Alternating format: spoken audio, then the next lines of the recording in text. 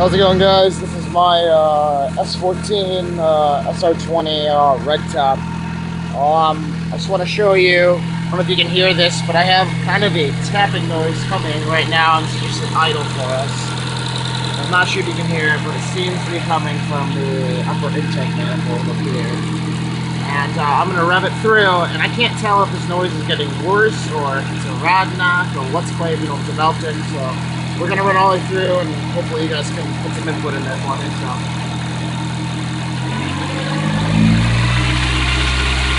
So there's the noise, but it doesn't really go away. It kind of stays consistent all the way up to my eyes, so.